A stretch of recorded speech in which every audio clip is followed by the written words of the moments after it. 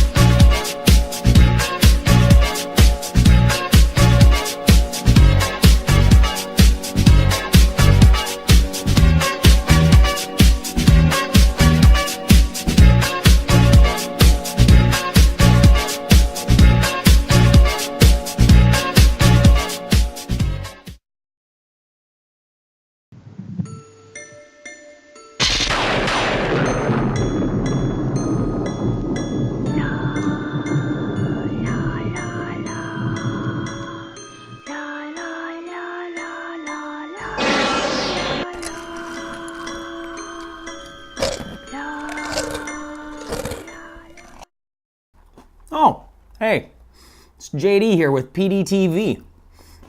So, Mad Monster Shadow over Seattle. Were you guys there? Well, if you weren't, you missed out. These guys from PDTV were there, and they interviewed the original cast of Fright Night. So yeah, check it out.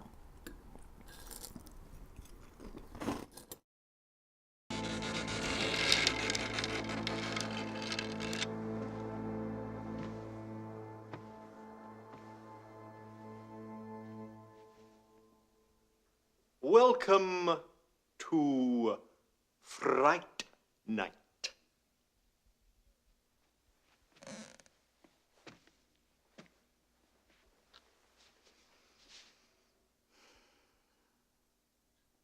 For real.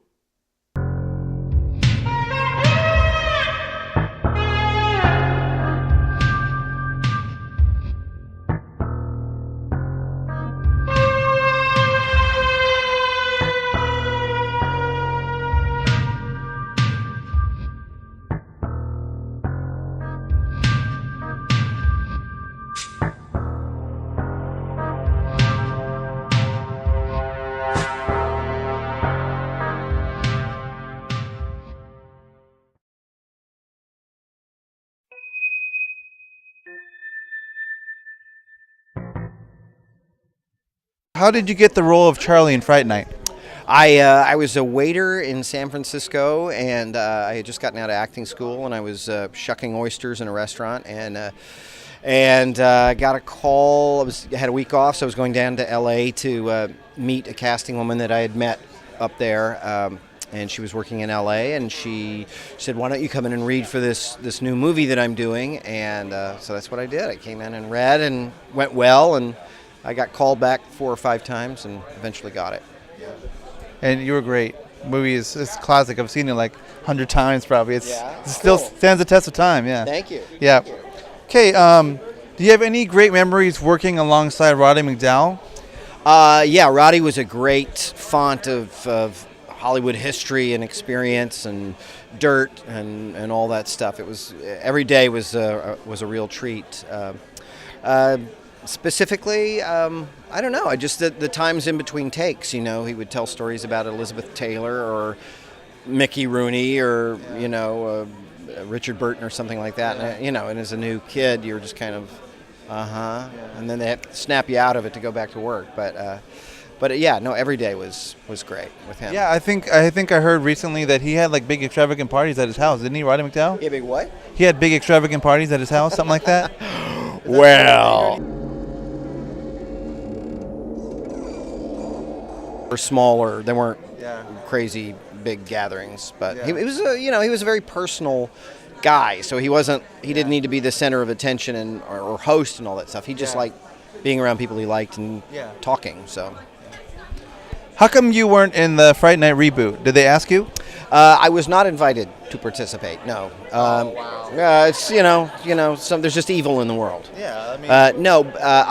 I had read the script and I liked it, and I had sort of said, there's a few parts that would be fun to do, and I had sort of put reached out to them a little bit, but it didn't work out. And I understand. I mean, they put Chris in it, which was a great sort of homage to the original, and then and they wanted the rest of it to be new, and I understood that. But you were in both part 1 and 2, and they were both equally good, I thought. I mean, even though part 2 didn't have like the one and only Chris Sarandon as the vampire, but still, I mean, the female actress, I don't recall her name, but she was good too. Julie Carmen. Julie Carmen. Yes, yeah. I mean, yeah, she's wonderful. She did a very good job with it. So, all that.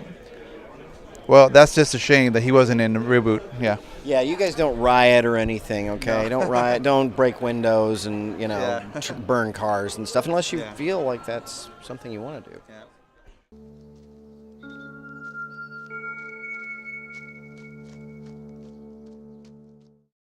What was it like playing Jerry Dandridge's right-hand man in Fright Night? Well, I think the best part of it was working with Chris. I mean, he's an amazing professional. I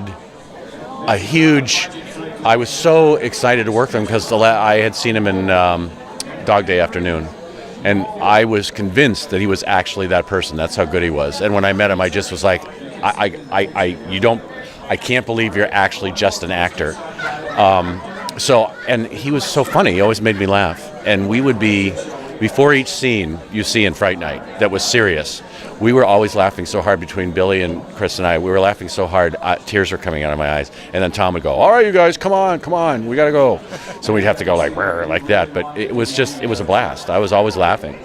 Yeah, and that movie is just like, it just really stands the test of time. Like, it's just, we've seen it so many hundred times, and it's so great. I mean, everyone in that movie made the movie too. Of course, a lot of people come to see Chris, and so they come to see. But I believe everyone in the movie, including yourself, made the movie. Well, it's definitely Chris and Ronnie, but I mean, in some ways, it's an ensemble film because we all enjoyed working with each other so much, and had so much fun, and it shows. Yeah. You know. Yeah, definitely.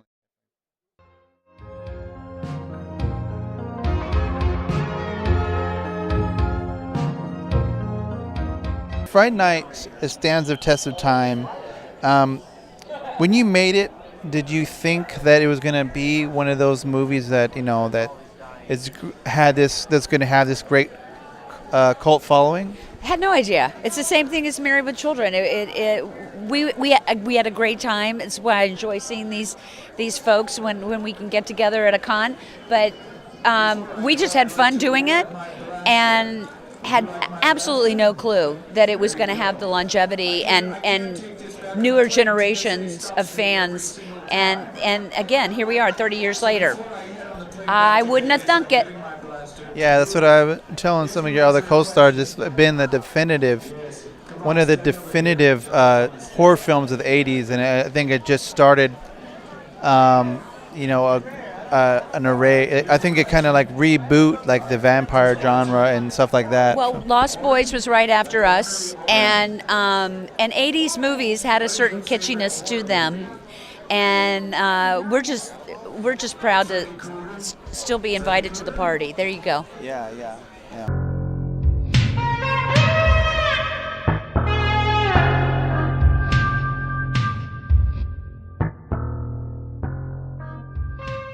Fright Night was one of the definitive horror films of the 80s. It defined probably the vampire genre and just the horror genre in general. So can you tell us about playing the iconic classic character Jerry Dandridge? What would you like to know about? Fool. I guess maybe stories from the set, or just any little anecdote you can talk to us about. Well, I mean, I think as you could probably see from here, because there are a bunch of people from the show at this convention, we like to hang out together. We get along very well. Whenever we see each other, we enjoy each other's company immensely, and we did when we were doing the movie. The movie was great fun. So yeah, I think that's what I mean. Despite if a movie has like a major star like yourself, if the cast gets along well, I think the movie turns out like this movie.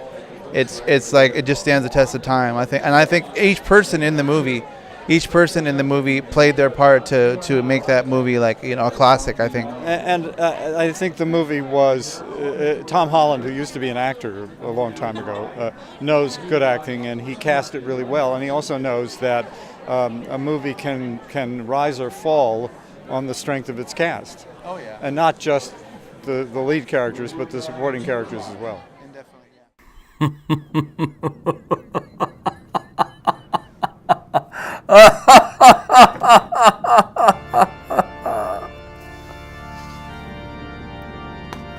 This is wonderful.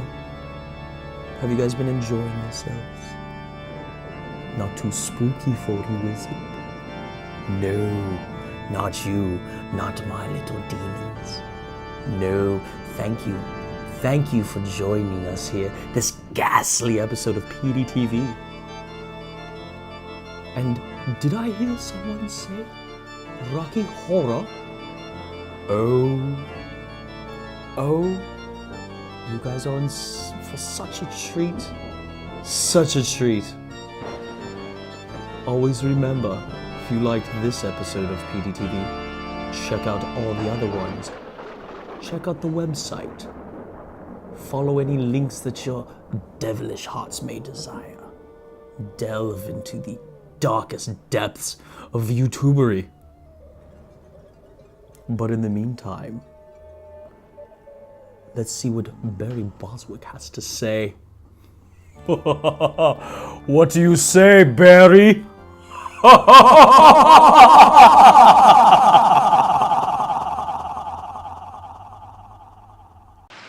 Hi, my name's Brad Majors.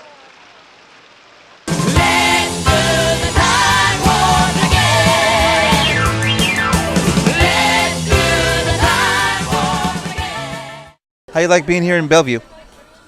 Is that where I am? Yeah. I'm in Bellevue. Yeah. Apparently Seattle's real close somewhere. Yes, it is. Yeah. No, I haven't been across the river yet, and my hotel looks in the opposite direction. So it's I like the people have been very nice here. That's good. Incredibly nice here. And I like there's a huge grocery store down the block. What's it called? QVC? No. QFC, yeah. QFC. It's really nice. Yeah, it's QFC is like I think that's just based around like the Pacific Northwest. It's a really good. I actually used to work there. It's really good produce and stuff. QFC. This is an advertisement for a QFC. Yeah. Yeah. Really, I love the QFC. This is we're plugging. This is a plug. Yeah. Plug right here. Yeah. Yeah. Okay, so first question: do people still ask you to this day to say "Damn it, Janet"? Oh, sure. Yeah, and they will till I die, probably. That'll be the last thing the doctor will say to me as I'm going out. He'll go, "Just say "Damn it, Janet" one more time." I hope they don't put that on your tombstone. No, on the tombstone that's going to be, "He was an asshole." No. Patrick has always ranted and raved about you, saying you were really nice the last interview we had. He had. I'm a very nice guy, but you know my nickname in this is asshole. So in Rocky Horror Show, they all scream the audience participation. They scream that at me when I come on screen. So I sort of I'm living with that. I'm living with love in my heart. Yeah. Okay, so how do you like it here at the Monster Mash so far? The event here. The Mad Monster. Yeah. It's fine. It's just very small. Yeah. You know, and but what it does, it gives us an opportunity to really talk to the fans. You know, Yeah. there isn't like that long line going. Yeah. Okay, next. You Yeah. know, so I mean, we can Yeah. actually sit and have a conscious conversation with people, Yeah. and I like that because I like to know more about the fans than they like Yeah. to know about me. I like to say, well, you know, what do you do for a living? And I mean it. I learned so much about life and their lives by having that extra few minutes, you know. Yeah, that's the same thing with Crypticon. We have the intimacy factor. You know, you get to come up and learn about each other rather than just go. You know. Yeah. And I mean, I think that's what it's all about for us, you know. Yeah. I mean, besides selling a picture here and Yeah. there, but it's connecting with the fans and and I have such a wide variety of fans from a wide variety of things that I've done up to this point that, you know, I mean, I'll get 10-year-olds from a Teen Beach movie, a Disney thing I did last year. You know, or I'll get the Rocky Horror people, or FDR, American Badass. I mean, it's a whole different. Or I'll get the parents who are history buffs, and they'll say, "Well, I remember when you did George Washington in 1982 or something, and played George Washington." And then I pull out a picture of me as George Washington, and like, "Oh, I just happen to have a picture of me as George Washington." Yeah, we appreciate you guys as actors. So you know, we appreciate your work. And so it's really nice to get to know the other side of that, too. Well, yeah. Well, good. Yeah, because we all have lives outside of, you know, Rocky Horror Show. I mean, this is just one little blip in our careers and our lives, but certainly is an important one just because of its sort of social context and how it's affected show business and a lot of people's lives out there in a very positive way. You know, I've never run against any fan or fan club or fan base that has a negative reaction to this, you know, to this whole experience. And now we're going on third generation in some ways. You know, sometimes the grandmothers will come up and say, I met my husband at the Rocky Horror Show, and now my grandchild, I just took him for the first time. You know, it's like, it's an amazing phenomenon. Oh yeah, it is. So, can you tell us how you got involved with the FDR American Badass? Ross Patterson just called and asked me to do it, and I think I was the only actor who would do it for so little money. But I was just talking with Ross last night. We have a new one. He's got a new one, Helen Keller versus the Night Wolves, that we're trying. He's got it together. I mean, he's got the money. We're going to start shooting in December. And it's I wouldn't say a sequel to FDR, but it's in that same genre, and it's hysterical. It's funnier than FDR, I must say. It's funnier. Yeah, it kind of reminds me, I don't know if you've seen that Tarantino and Rodriguez Grindhouse, they had those fake previews. There was one that said like Nazi werewolves or something like that. Yeah. Well, Ross Patterson has a very unique sense of humor. And, want to buy my underwear? You are. They're yours. Think about it. I'm selling my underwear. See, I'll sell anything. Yeah. So, with the final season of Cougar Town heading our way, will we see Roger Frank once more? I don't know. They haven't called yet. That's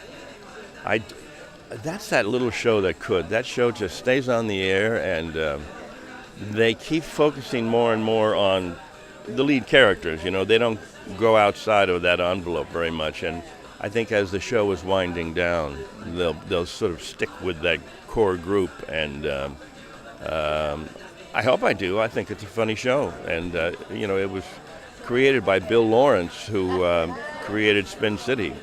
And a bunch of other really good shows, and so we're part of his little sort of company of people that he can rely on, Okay, the last question is, so here in Washington, in Tacoma, at Blue Mouse Theater, they've been showing Rocky Horror Picture Show at midnight for like the last 20 years. What do you think has made the Rocky Horror Picture Show keep such a strong cult following? Well, I think after all these years. Well, I think it's because the fans own the movie. You know, they own the event, they own the night. It's just a big party for them, and they have basically taken over the film with their antics and their callbacks and I think that it speaks to multiple generations, and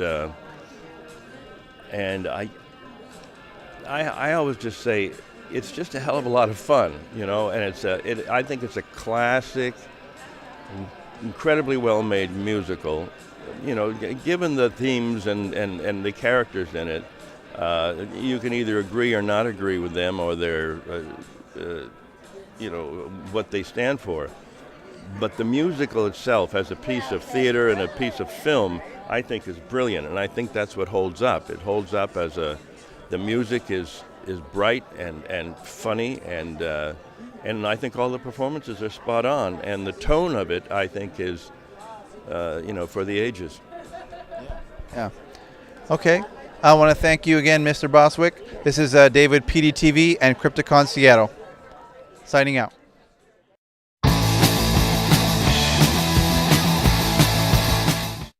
Hey everybody, I'm Marky Ramone, and this will be out January 17th. This is my book on Simon & Schuster. It took 5 years, and it's finally here. Written by Ramone. Enjoy.